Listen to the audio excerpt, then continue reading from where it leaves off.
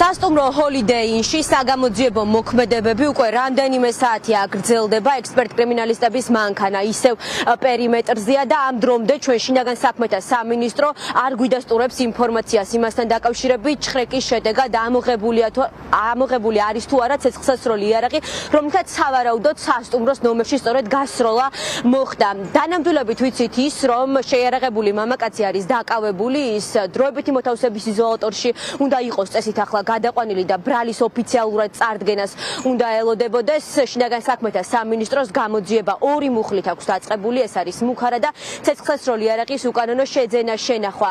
ტარება, თუმცა ბრალის წარდგენის დროს ბუნებრივია დაზუსტდება, რას ედავებიან ახალგაზრდა კაცს. არსებული ინფორმაციით ის არის საქართველოს მოქალაქე და მაშინ, როდესაც მას სპეცრაზმა და კრიმინალურმა პოლიციამ ხელბორკილები დაადო, აღენიშნებოდა დაზიანებები მათ შორის სახეზე.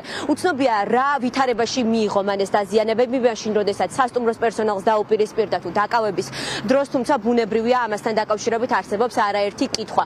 არსებული ინფორმაციით მამაკაცს, რომელსაც თხოვდა სასტუმროს სტაფი, რომ დაეტოვებინა ნომერი, ის სწორედ დაუპირისპირდა ამის გამო ჰოლიდეინის თანამშრომლებს, ამბობდა უარს არ გამოდიოდა და ცეცხლსასროლი იარაღით ემუქრებოდა, თუმცა არსებობს მეორე ვერსიაც, რომ ახალგაზრდა მამაკაცი მძევლების აყვანას აპირებდა და სწორედ ამ მიზნით იყო ჩაკეტილი სასტუმროს ერთ-ერთ ნომერში, სადაც სპეცდანიშნულების რაზმის თანამშრომლები უკვე ბუნებრივია ძალის გამოყენებით შევიდნენ.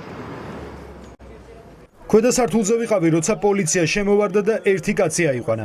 უამრავი პოლიცია იდგა ყველა სართულზე. შეცდომით იარაღი ჩემს მეგობარსაც მიუშვირეს, რომელიც ლიფტიდან გამოვიდა. დავინახე როგორ დააკავეს, მაგრამ რა მიზეზით არ ვიცი. გასროლის ხმა მე არ გამიგია. დაგეცხრა შვილო, რა ვიღაცას ეძებდნენ? გასროლის ხმა, თქვენ ხომ გაგიგიათ გასროლის? არა. ვარჯიშობდით, სემინარები გქონდა და საკმაოდ ხმაური იყო, ამიტომ გასროლა არ გაგვიგია. თანამშრომლებმა არ გითხრეს, რატომ დაიწყო ეს დაპირისპირება?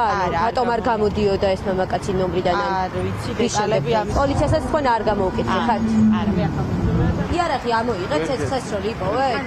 სავარაუდო გასროლა იყო და გვაინტერესებს უბრალოდ თუ დაილუხა უკვე. ვინ გაისროლა, შეგიძლიათ გითხრათ? რა მოხდა? საქართველოს მოქალაქე გაიყვანეს აქედან. რა გვიპასუხოთ, რატო გარბიხართ? გითხარით თუ შეიძლება. დაშავებული არის ვინმე? რა გვიპასუხოთ? ძევლების აყვანა უნდა და ვინმეს?